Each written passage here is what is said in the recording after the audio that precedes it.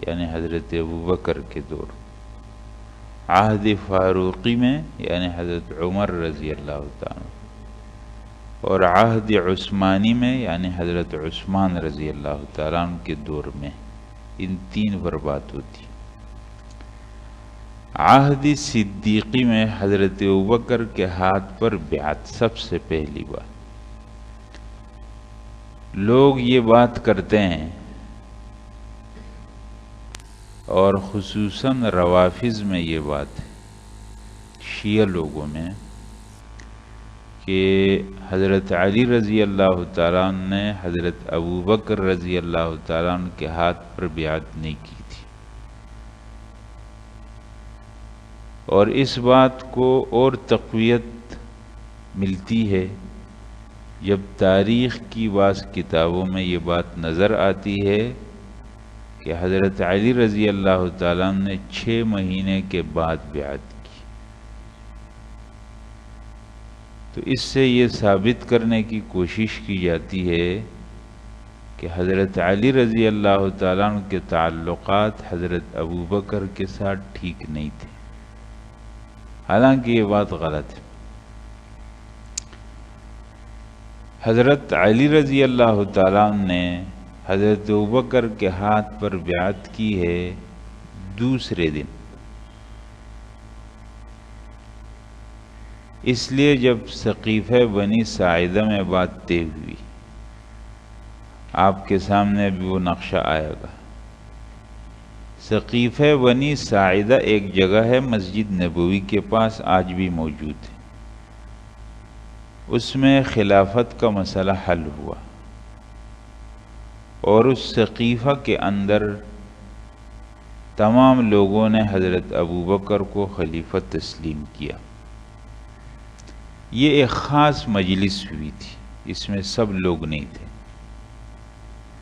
حضرت ابوبکر رضی اللہ تعالیٰ عنہ پھر مسجد میں ممبر پر تشریف لائے،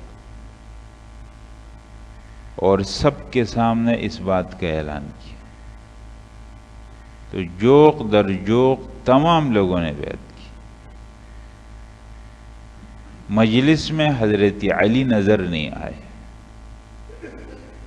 تاریخ ابن کثیر البدایہ والنہایہ تاریخ کی سب سے معتبر کتاب ہے تقریباً، اس میں یہ بات موجود ہے۔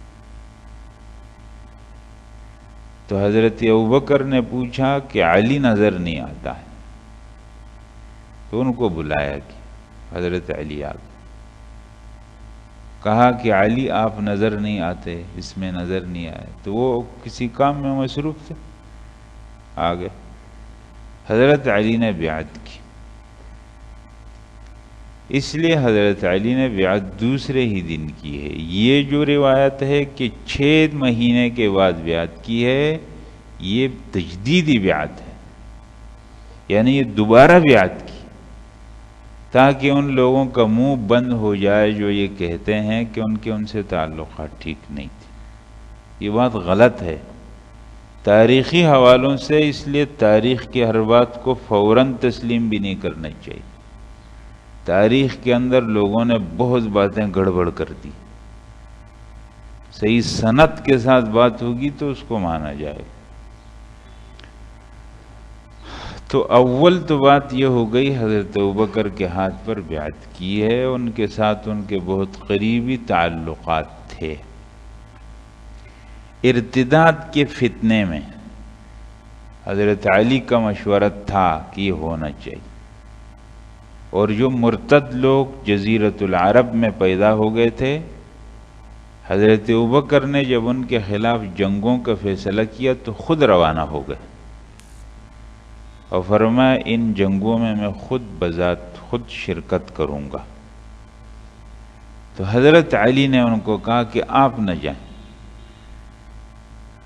اور ان کو رسول اللہ صلی اللہ علیہ وسلم کے ایک جملہ یاد دلائے کہ آپ کو یاد ہے جب ایک جنگ کے موقع پر آپ میدان میں نکل رہے تھے تو آپ کو رسول اللہ صلی اللہ علیہ وسلم نے فرمایا تھا ابوبکر تم ہمارے پاس رہو، تم کو ہماری ضرورت ہے۔ تو حضرت علی نے کہا ہم کو بھی آپ کی ضرورت ہے، آپ نہ جائیں، کسی اور کو بھیج دیں قائد بنا کر کے، کیونکہ ہر کام کے اپنے لوگ ہوتے ہیں. جو کام آپ یہاں رہ کر کریں گے تو آپ کا ہونا ضروری. پھر ان تمام خلافت کے کاموں میں حضرت علی رضی اللہ تعالیٰ پورے اخلاص کے ساتھ ان کے مشیر رہے. ایک عام بات کتابوں میں آتی ہے اور جس کو روافض لوگ بہت اٹھاتے ہیں کہ حضرت ابوبکر کے تعلقات اہل بیت کے ساتھ خراب ہو گئے تھے. اہل بیت کا لفظ بولا جاتا ہے تو اہل بیت کے لفظ سے مراد حضرت علی، حضرت فاطمہ اور ان کی اولاد حضرت عباس. رسول اللہ صلی اللہ علیہ وسلم کی میراث تھی. کہتے ہیں خیبر کی ایک زمین تھی اور فدق ایک علاقہ ہے، آپ کے سامنے ابھی نقشہ آئے گا. یہ رسول اللہ صلی اللہ علیہ وسلم کے حصے کی 2 زمینیں تھیں اور آپ علیہ السلام اپنی زندگی میں اس سے اپنے گھر کا خرچہ چلاتے تھے. رسول اللہ صلی اللہ علیہ وسلم کے انتقال کے بعد اہل بیت نے یعنی حضرت فاطمہ نے، حضرت عباس نے یہ مطالبہ کیا کہ ہمارا میراث بنتا ہے، ہم کو دے دیا جائے. حضرت فاطمہ نے یہ کہا کہ میرے والد کا مال ہے، میں بیٹی ہوں تو میرا حصہ ہے، دے دو شریعت کے قانون کے مطابق. اور حضرت عباس نے کہا کہ میراث میں اولاد نہ ہو، باپ دادا نہ ہو، بھائی نہ ہو تو چچا کا وارث بنتا. تو یہ میرے حوالے کیا جائے. حضرت ابوبکر نے کہا کہ میں نے رسول اللہ صلی اللہ علیہ وسلم سے یہ بات سنی ہے کہ انبیاء کرام میراث چھوڑ کر نہیں جاتے. انبیاء کرام تو علم کا میراث چھوڑ کر جاتے. ان کے مال میں اگر کوئی دنیاوی مال رہ جائے وہ صدقہ ہوتا ہے، ورنہ لوگوں کو یہ موقع ملے گا کہ اپنے اولاد کے لیے پیغمبری کے نام پر جاگیر بنائے.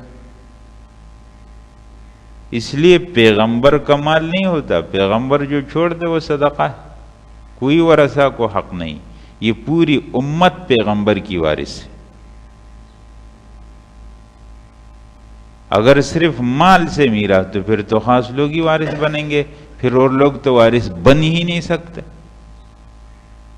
اس لیے یہ پوری امت اس پیغمبر کی وارث بن سکتی ہے، اور جو جتنا حصہ لینا چاہے وہ لے لے اس علم سے. باقی جو مال ہے پیغمبر سے رہ جائے وہ میراث نہیں بنتا، وہ تقسیم ہو جائے گا فقراء میں، صدقہ ہے. آپ علیہ السلام یہ بتا کر کے گئے.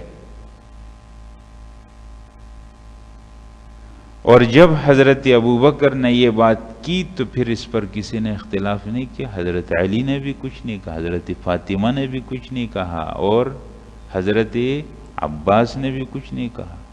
کسی نے کچھ نہیں کہا. اس لیے عباسی خلفاء میں ایک عباسی آیا ہے، خلیفہ ہے، تو اس کی مجلس میں کہتے ہیں کسی رافضی نے یہ کہا کہ حضرت ابوبکر نے اہل بیت کے ساتھ صحیح سلوک نہیں کیا. اب وہ عباسی خلیفہ اپنی جگہ کیسا بھی تھا، ظالم تھا، لیکن بات اس نے بہت علم کی بات کی. اس کو کہا کہ کیا کیا؟ کہا وہ میراث جو ان کو دینا چاہیے تھا وہ دیا نہیں. کہا اچھا حضرت ابوبکر کے بعد پھر کون آئے؟ کہا حضرت عمر آئے تو انہوں نے بھی نہیں دیا. کہا انہوں نے بھی نہیں دی. پھر حضرت عمر کے بعد کون آئے؟ کہا حضرت عثمان آئے، انہوں نے بھی نہیں دی. یہ ظلم انہوں نے بھی برقرار رکھا. ہاں حضرت عثمان کے بعد کون آئے تھے؟ اب آدمی سمجھ گیا، پھر ادھر ادھر دیکھنے لگا، کیونکہ حضرت علی نے بھی تو نہیں دیا ہے نا. اگر یہ حق دینا چاہیے تھا تو جب حضرت علی خلیفہ بنے ہیں تو چاہیے کہ وہ دے دیتے. پھر تو وہ آدمی پھر ادھر ادھر دیکھنے لگا. یہ بات غلط ہے. اس لیے حضرت ابوبکر کے سامنے جب حضرت فاطمہ نے یہ بات کی، اول بات تو یہ ہے کہ اہل بیت صرف حضرت علی اور حضرت فاطمہ نہیں، اہل بیت میں رسول اللہ صلی اللہ علیہ وسلم کی ازواج مطہرات اور بیویاں بھی ہیں.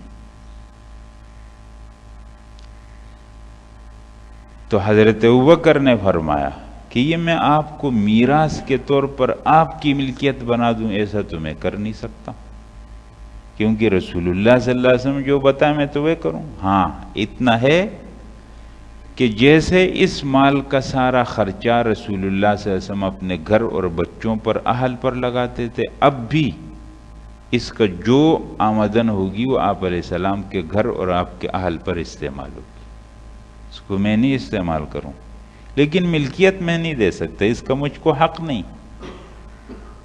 تو یہ بہرحال جو جملہ مشہور ہو گیا کہ حضرت ابوبکر نے ایسا کیا، حضرت ابوبکر بالکل حق پر ہے، اور حضرت علی رضی اللہ عنہ اس کو تسلیم کیا۔ یہ بات کی جاتی ہے کہ حضرت فاطمہ حضرت ابوبکر سے ناراض تھے، ان سے ملی نہیں۔ بھائی ان سے ملنے کی کیا ضرورت، حضرت فاطمہ خاتون گھر میں رہتی ہے، ہاں بیمار ہو گئی تو حضرت ابوبکر ان کی عادت کے لیے گئے، ان کی تیمارداری کی ہے، حتیٰ کہ ان کے غسل کفن دفن کے تمام انتظامات یہ کیے ہیں کس نے معلوم ہے آپ کو؟ حضرت اسماء بنت عمیس نے، اور اسماء بنت عمیس حضرت ابوبکر کی بیوی۔ حضرت فاطمہ جب بیمار ہوئی اور پھر ان کی بیماری میں تمام ان کی تیمارداری، پھر ان کے انتقال کے بعد غسل کفن دفن کے انتظامات حضرت اسماء بنت عمیس نے۔ پھر جنازے کی بات آئی، حضرت فاطمہ کا انتقال بہت جلدی ہوا ہے، رسول اللہ صلی اللہ علیہ وسلم کے 6 مہینے بعد جنازے کی بات آ گئی، تو جنازے میں حضرت ابوبکر اور عمر بھی آ گئے۔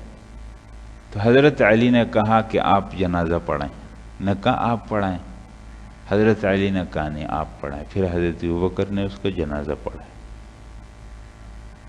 تو یہ اپنا ایک خاص نظریہ رکھ کر کے پھر تاریخ میں رد و بدل کرنا یہ ٹھیک نہیں، یہ بات ختم۔ حضرت ابوبکر کا انتقال ہوا ہے، اس موقع پر کہتے ہیں لوگوں کے اندر اور مدینہ منورہ میں غم کی وہ فضا دوبارہ تقریباً پیدا ہو گئی تھی جو رسول اللہ صلی اللہ علیہ وسلم کے وفات پر ہوئی، اور حضرت ابوبکر کی وفات کی خبر سن کر لوگوں کو تقریباً ایسا صدمہ پہنچا تھا جیسا رسول اللہ صلی اللہ علیہ وسلم کی وفات کی خبر، اور ان متاثر ہونے والوں میں ایک حضرت علی بھی تھے۔ تو اس لیے یہ باتیں حضرت علی رضی اللہ تعالیٰ عنہ حضرت ابوبکر کے دور میں ان کا بہت مخلصانہ، بہت دوستانہ اور بہت قریبی تعلق اور بہت محبت اور اعتماد کا تعلق رہا۔ صحیح تاریخی حوالوں سے یہ بات ثابت ہے، اگر کوئی ادھر ادھر کی کمزور واقعات کو ملا کر کے کوئی اور نتیجہ نکالنا چاہتا ہے تو وہ ایسے ہی کمزور بات ہے۔ یہ دیکھ رہے ہیں حضرات، یہ مسجد نبوی ہے نا، یہ اس کا جنوبی سمت ہے، یہ قبلہ ہے، یہ آپ دیکھ رہے ہیں حضرات، اس جانب کے اندر یہ ہے سقیفہ بنی ساعدہ، یہ آج بھی موجود ہے۔ اس لائن میں جب آپ سیدھے ادھر آتے ہیں تو وہ مارکیٹ ہے، کھجور بازار ہے، اس لائن میں سیدھے جاتے ہیں تو یہ ہے سقیفہ بنی ساعدہ، اس کے سامنے لائن میں وہ بڑے بڑے ہوٹل ہیں، تو یہ ہے وہ، یہ سقیفہ بنی ساعدہ کے اندر کی تصویر۔ یہ ارتداد کی جو جنگیں ہوئیں عرب کے اندر، جب ارتداد کا فتنہ پھیلا اور حضرت ابوبکر نے ان تمام فتنوں کو دبایا، تو حضرت علی رضی اللہ تعالیٰ اس میں بالکل ساتھ تھے۔ یہ حضرات دیکھ رہے ہیں مدینہ منورہ سے خیبر کا علاقہ ہے، اور یہ فدق ہے، ان دونوں میں زمینیں تھیں۔ رسول اللہ صلی اللہ علیہ وسلم کی زندگی میں اس کا خرچہ آپ اپنے بچوں پر، اہل بیویوں پر لگایا کرتے تھے، اسی کے بارے میں میراث کا مسئلہ چلا تھا، حضرت فاطمہ نے اس کا وہ مسئلہ پھر حل ہو گیا۔ یہ وہی فدق کی زمین ہے۔ یہ حضرت ابوبکر رضی اللہ عنہ کی وفات دیکھ رہے ہیں رسول اللہ صلی اللہ علیہ وسلم کے ساتھ، اور اس موقع پر جیسا کہ سب اس صدمے کے اندر مبتلا حضرت علی بھی تھے۔ حضرت عمر رضی اللہ تعالیٰ عنہ کے دور میں حضرت علی رضی اللہ عنہ، پہلی بات حضرت عمر کے ہاتھ پر بیعت،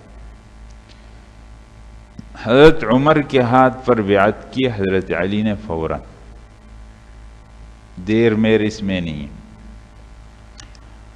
دوسری بات یہ ہے کہ بہت سے انتظامی امور میں حضرت علی رضی اللہ تعالیٰ عنہ شریک ہوتے، خصوصاً قضاء کے نظام میں فیصلے جو ہوتے تھے، عدالت کے جو نظام تھا، اس میں حضرت علی رضی اللہ تعالیٰ عنہ کا بڑا مرکزی کردار تھا۔ اور پھر یہ ہے کہ حضرت عمر رضی اللہ تعالیٰ عنہ سے حضرت علی کی رشتہ داری بھی، حضرت علی کی ایک بیٹی ہے ام کلثوم، ان کی شادی حضرت عمر کے ساتھ ہوئی اور ان سے بیٹا پیدا ہے، زید اس کا نام۔ اس لیے وہ فرمایا کرتے تھے انا ابن الخلیفتین، میں دو خلیفوں کی اولاد میں ہوں، میں حضرت عمر کی اولاد میں بھی ہوں اور حضرت علی کی اولاد میں۔ تو حضرت علی تو حضرت عمر کے سسر بھی ہیں اور حضرت عمر حضرت علی کے داماد بھی۔ پھر حضرت عمر رضی اللہ تعالیٰ عنہ ایک دفعہ جب مدینہ منورہ سے نکلے تھے، کسی مہم سفر پہ نکلے شام کی جانب، تو انہوں نے اپنی جگہ نائب امیر جو بنا مسلمانوں کا، یعنی حضرت عمر کی زندگی میں امیر المؤمنین جو نائب کی حیثیت سے بنے ہیں وہ حضرت علی بنے، حضرت عمر نے ان کو اپنا نائب بنایا۔ تو یہ تو جب ہو سکتا ہے جب آپس میں اعتماد کا تعلق ہو، محبت کا تعلق۔ پھر حضرت عمر رضی اللہ تعالیٰ عنہ جب زخمی ہوئے ہیں، آپ کو معلوم ہے فجر کی نماز میں حضرت عمر پر حملہ ہوا ہے اور حضرت عمر رضی اللہ تعالیٰ عنہ نے پھر 6 آدمیوں کی شورا بنائی، ان 6 آدمیوں کی شورا میں حضرت علی کا نام، کہ یہ لوگ کسی ایک کو خلیفہ بنا لیں، ان میں سے ہر آدمی اہل خلافت کا۔ تو ان تمام باتوں سے یہ بات معلوم ہوتی ہے کہ حضرت علی حضرت عمر کے آپس میں بہت اچھے تعلقات۔ یہ آپ دیکھ رہے ہیں حضرت عمر رضی اللہ تعالیٰ مدینہ منورہ سے شام کی جانب گئے تو اس وقت حضرت علی کو بنایا تھا خلیفہ نائب امیر المؤمنین۔ یہ حضرت عمر رضی اللہ تعالیٰ عنہ کے انتقال کے وقت، شہادت کے وقت جو 6 رکنی شورا بنی تو حضرت علی رضی اللہ تعالیٰ عنہ اس کے شریک ممبر تھے۔ حضرت عثمان رضی اللہ تعالیٰ عنہ کے ہاتھ پر بیعت کیے۔ آپ کے سامنے واقعہ ہے کہ جب 6 آدمیوں کی شورا بنائی گئی تو ان میں عبد الرحمن ابن عوف نے کہا کہ اگر میں تو اس سے دستبردار ہوں، میں تو خلیفہ نہیں بنوں گا، آپ لوگ یہ کام اگر میرے حوالے کرتے ہو تاکہ میں اس میں کام کروں کہ منتخب کروں، تو ان باقیوں نے ان کو اختیار دیا، بلکہ اس میں سے 2 اور پھر دستبردار ہو گئے، ایک ان میں حضرت طلحہ تھے اور ایک حضرت زبیر تھی، تو وہ حضرت علی اور حضرت عثمان کے حق میں بھی دستبردار ہو، تو 6 میں سے تو رہ گئے 2، حضرت عبد الرحمن ابن عوف تو ویسے نکل گئے۔ تو پھر حضرت عبد الرحمن ابن عوف نے مدینہ منورہ کے اندر لوگوں سے عام مشورے کیے، ان سے مشورے کیے، آخر اس نتیجے پر پہنچے کہ حضرت عمر نے فرمایا تھا کہ 3 دن کے اندر اندر اس کا فیصلہ ہونا چاہیے۔ تو حضرت عمر کے انتقال کے بعد 3 دن گزر گئے تھے جب حضرت عبد الرحمن ابن عوف فجر کی نماز میں مسجد نبوی کے ممبر پر آئے اور لوگوں سے فرمایا کہ نماز کے بعد سب لوگ یہیں بیٹھے رہو۔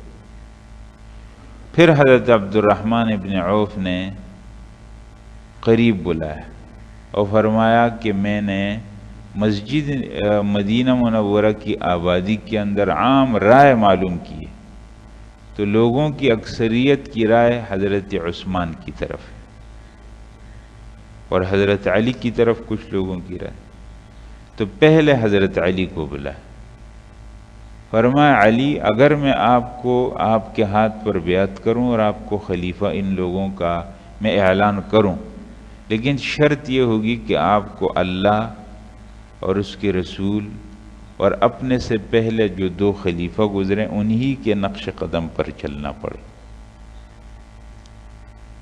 تو حضرت علی نے کہا کہ میں اپنی طاقت کے مطابق کام کروں گا، میں اس کا بالکل پکا وعدہ نہیں کر سکتا۔